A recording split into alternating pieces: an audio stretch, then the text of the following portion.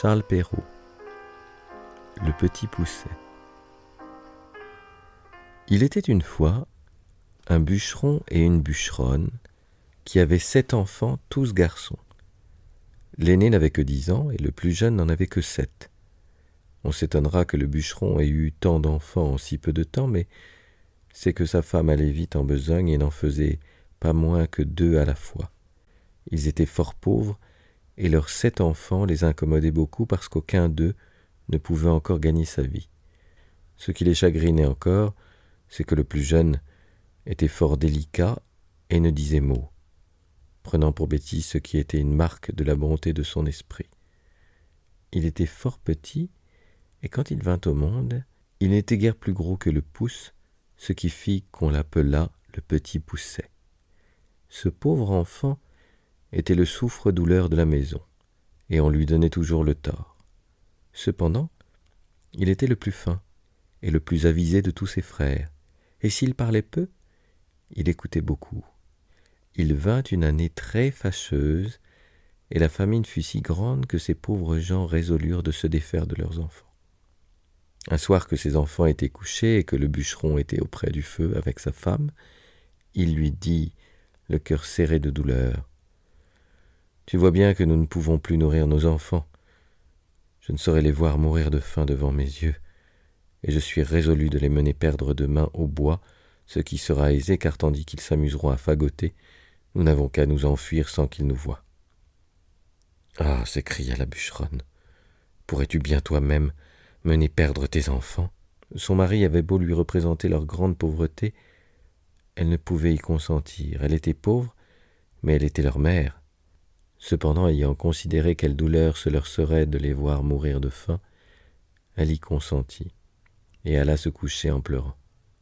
Le petit Pousset ouït tout ce qu'ils dirent, car ayant entendu de dedans son lit qu'ils parlaient d'affaires, il s'était levé doucement et s'était glissé sous l'escabelle de son père pour les écouter sans être vu. Il alla se coucher et ne dormit point le reste de la nuit, songeant à ce qu'il avait à faire. Il se leva le bon matin et alla au bord d'un ruisseau, où il remplit ses poches de petits cailloux blancs et ensuite revint à la maison. On partit, et le petit Pousset ne découvrit rien de tout ce qu'il savait à ses frères. Ils allèrent dans une forêt fort épaisse, où à 10 pas de distance on ne se voyait pas l'un l'autre.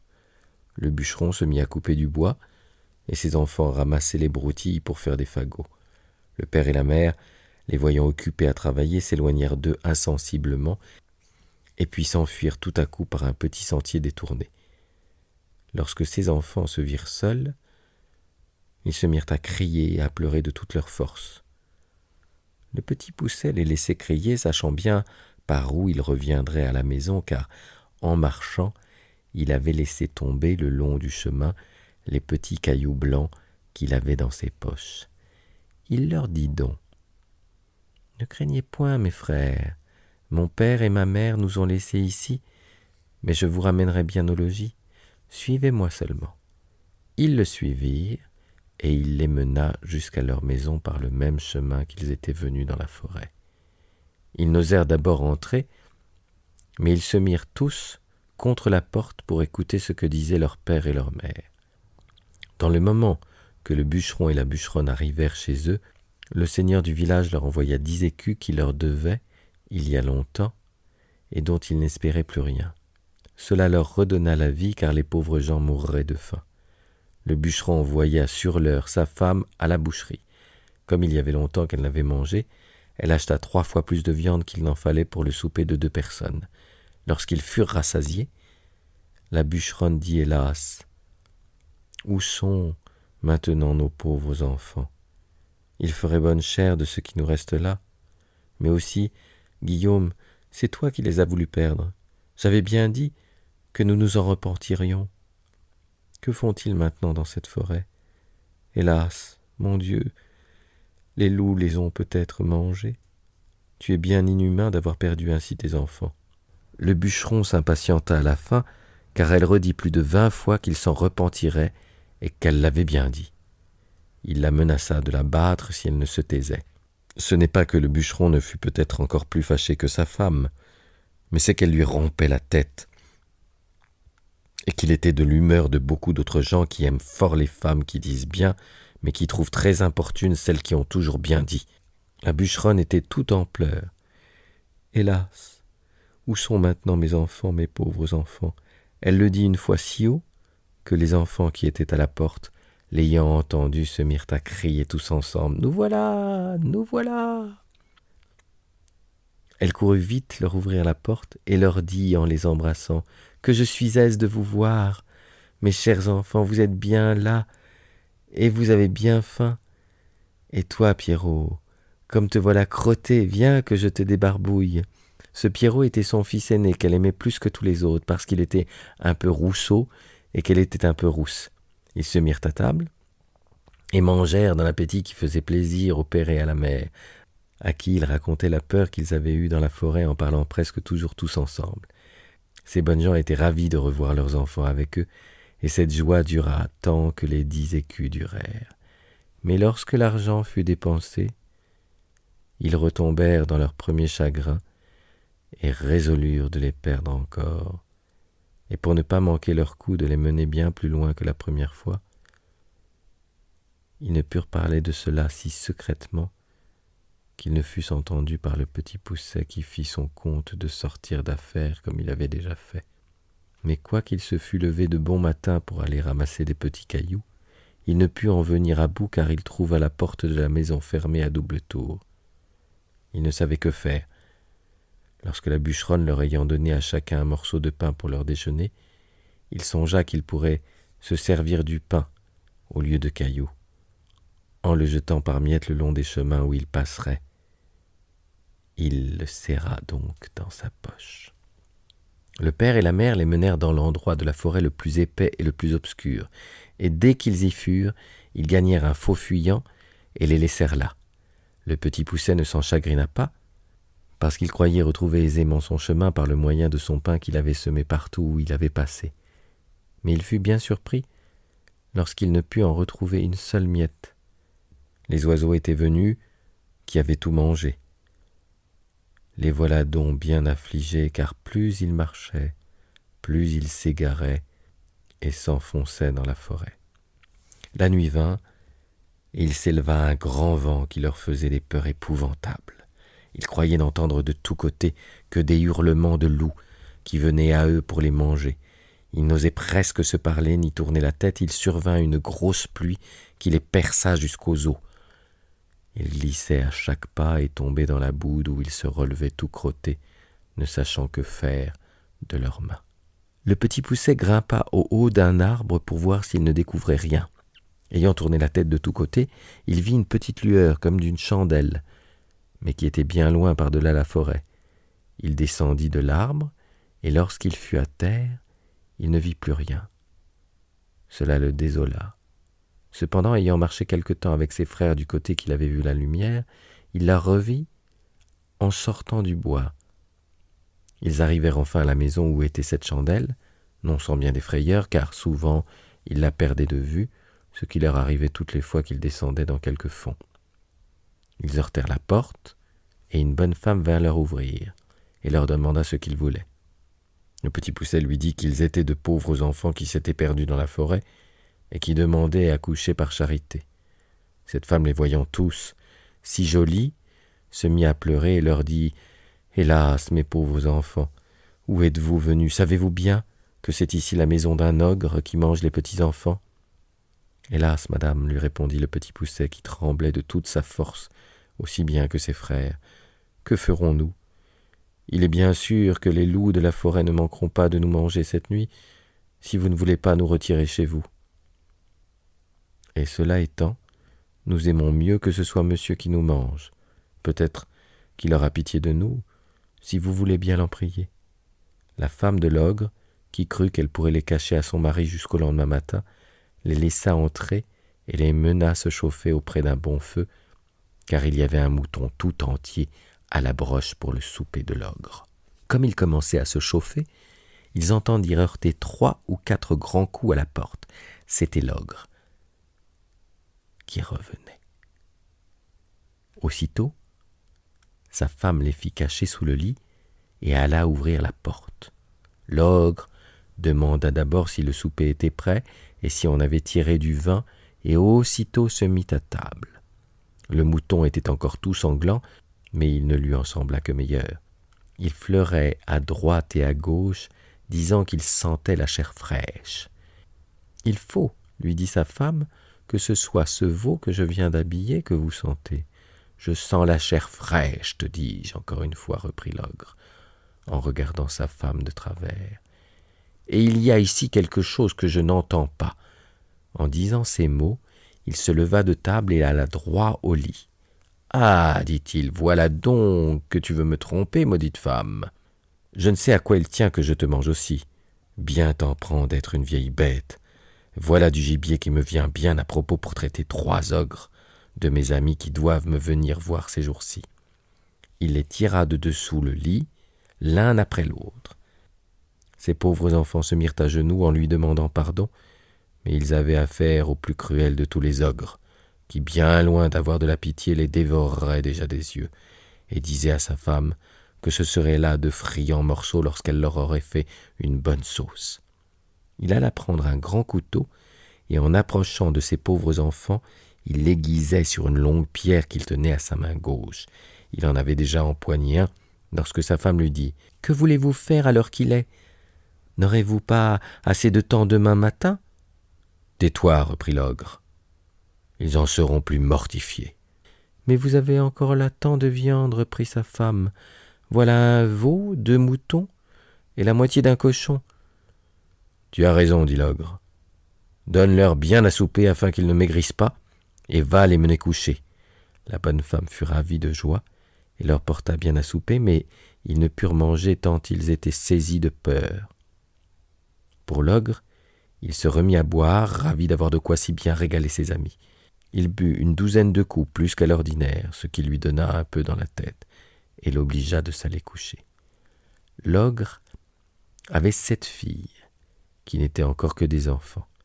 Ces petites ogresses avaient toutes le teint fort beau parce qu'elles mangeaient de la chair fraîche comme le père.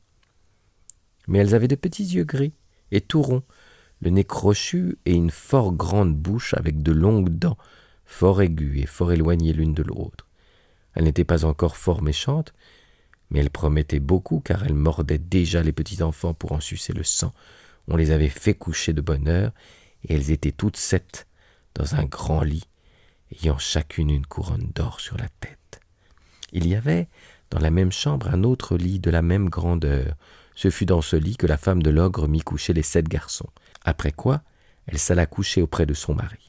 Le petit Pousset, qui avait remarqué que les filles de l'ogre avaient des couronnes d'or sur la tête et qui craignait qu'il ne prît à l'ogre quelque remords de ne les avoir pas égorgées dès le soir même, se leva vers le milieu de la nuit et prenant les bonnets de ses frères et le sien, il alla tout doucement les mettre sur la tête des 7 filles de l'ogre. Après leur avoir ôté leur couronne d'or qu'il mit sur la tête de ses frères et sur la sienne, afin que l'ogre les prît pour ses filles et ses filles pour les garçons qu'il voulait égorger. La chose réussit comme il l'avait pensé, car l'ogre, s'étant éveillé sur le minuit, eut regret d'avoir différé au lendemain ce qu'il pouvait exécuter la veille. Il se jeta donc brusquement hors du lit et prenant son grand couteau, « Allons voir, dit-il, comment se portent nos petits drôles. N'en faisons pas à 2 fois. » Il monta donc à tâtons à la chambre de ses filles et s'approcha du lit où étaient les petits garçons qui dormaient tous, excepté le petit Pousset qui eut bien peur lorsqu'il sentit la main de l'ogre qui lui tâtait la tête comme il avait tâté celle de tous ses frères. L'ogre, qui sentit les couronnes d'or, « Vraiment, dit-il, j'allais faire là un bel ouvrage. Je vois bien que je bus trop hier au soir. » Il alla ensuite au lit de ses filles, où, ayant senti les petits bonnets des garçons, « Ah, les voilà, dit-il, nos gaillards. Travaillons hardiment. » En disant ces mots, il coupa sans balancer la gorge à ses 7 filles. Fort content de cette expédition, il alla se recoucher auprès de sa femme.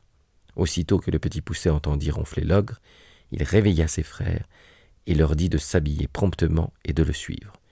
Ils descendirent doucement dans les jardins et sautèrent par-dessus les murailles. Ils coururent presque toute la nuit, toujours en tremblant et sans savoir où ils allaient. L'ogre, s'étant éveillé, dit à sa femme « Va-t'en là-haut habiller ces petits drôles d'hier soir ». L'ogresse fut fort étonnée de la bonté de son mari, ne se doutant point de la manière qu'il entendait qu'elle les habillât. Et croyant qu'il lui ordonnait de les aller vêtir, elle monta en haut, où elle fut bien surprise, lorsqu'elle aperçut ses 7 filles égorgées et nageant dans leur sang. Elle commença par s'évanouir, car c'est le premier expédient que trouvent presque toutes les femmes en pareille rencontre. L'ogre, craignant que sa femme ne fût trop longtemps à faire la besogne dont il l'avait chargée, monta en haut pour lui aider. Il ne fut pas moins étonné que sa femme lorsqu'il vit cet affreux spectacle.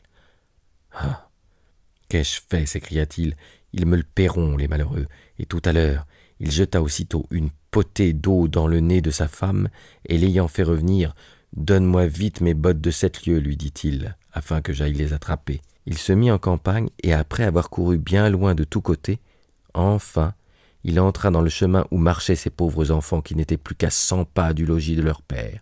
Ils virent l'ogre, qui allait de montagne en montagne, et qui traversait des rivières aussi aisément qu'il aurait fait le moindre ruisseau.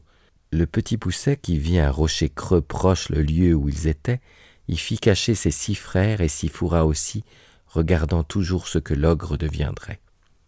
L'ogre, qui se trouvait fort las du long chemin qu'il avait fait inutilement, car les bottes de 7 lieues fatiguent fort leur homme, voulut se reposer, et par hasard, il alla s'asseoir sur la roche où les petits garçons s'étaient cachés. Comme il n'en pouvait plus de fatigue, il s'endormit après s'être reposé quelque temps, et vint à ronfler si effroyablement que les pauvres enfants n'en eurent pas moins de peur que quand il tenait son grand couteau pour leur couper la gorge. Le petit Poucet en eut moins de peur et dit à ses frères de s'enfuir promptement à la maison, pendant que l'ogre dormait bien fort et qu'ils ne se missent point en peine de lui. Ils crurent son conseil et gagnèrent vite la maison. Le petit Poucet s'étant approché de l'ogre, lui tira doucement ses bottes et les mit aussitôt. Les bottes étaient fort grandes et fort larges, mais comme elles étaient fées, elles avaient le don de s'agrandir et de s'apetisser selon la jambe de celui qui les chaussait, de sorte qu'elles se trouvèrent aussi juste à ses pieds et à ses jambes que si elles avaient été faites pour lui. Il alla droit à la maison de l'ogre, où il trouva sa femme qui pleurait auprès de ses filles égorgées. « Votre mari, lui dit le petit Poucet, est un grand danger, car il était pris par une troupe de voleurs qui ont juré de le tuer s'il ne leur donne tout son or et tout son argent. Dans le moment qu'il lui tenait le poignard sur la gorge, il m'a aperçu et m'a prié de vous venir avertir de l'état où il est, et de vous dire de me donner tout ce qu'il a vaillant sans en rien retenir, parce qu'autrement, ils le tueront sans miséricorde. Comme la chose presse beaucoup, il a voulu que je prise ces bottes de 7 lieues que voilà pour faire diligence, et aussi afin que vous ne croyiez pas que je sois un affronteur. » La bonne femme, fort effrayée, lui donna aussitôt tout ce qu'elle avait, car cet ogre ne laissait pas d'être fort bon mari, quoiqu'il mangeât les petits enfants. Le petit Poucet, étant donc chargé de toutes les richesses de l'ogre, s'en revint au logis de son père, où il fut reçu avec bien de la joie. Il y a bien des gens qui ne demeurent pas d'accord de cette dernière circonstance, et qui prétendent que le petit Poucet n'a jamais fait ce vol à l'ogre, qu'à la vérité, il n'avait fait conscience de lui prendre ses bottes de 7 lieues parce qu'il ne s'en servait que pour courir après les petits enfants. Ces gens-là assurent le savoir de bonne part, et même pour avoir bu et mangé dans la maison du bûcheron. Ils assurent que lorsque le petit Poucet eut chaussé les bottes de l'ogre, il s'en alla à la cour, où il savait qu'on était fort en peine d'une armée qui était à 200 lieues de là et du succès d'une bataille qu'on avait donnée. Il alla, disent-ils, trouver le roi et lui dit que s'il le souhaitait, il lui rapporterait des nouvelles de l'armée avant la fin du jour. Le roi lui promit une grosse somme d'argent s'il en venait à bout. Le petit Poucet rapporta des nouvelles dès le soir même, et cette première course, l'ayant fait connaître, il gagnait tout ce qu'il voulait, car le roi le payait parfaitement bien pour porter ses ordres à l'armée. Et une infinité de dames lui donnaient tout ce qu'ils voulaient pour avoir des nouvelles de leurs amants. Et ce fut là son plus grand gain. Il se trouvait quelques femmes qui le chargeaient de lettres pour leur mari, mais elles le payaient si mal et cela allait à si peu de choses qu'il ne daignait mettre en ligne de compte ce qu'il gagnait de ce côté-là. Après avoir fait pendant quelque temps le métier de courrier, et y avoir amassé beaucoup de biens, il revint chez son père où il n'est pas possible d'imaginer la joie qu'on eut de le revoir. Il mit toute sa famille à son aise, il acheta des offices de nouvelles créations pour son père et pour ses frères, et par là, il les établit tous et fit parfaitement bien sa cour en même temps.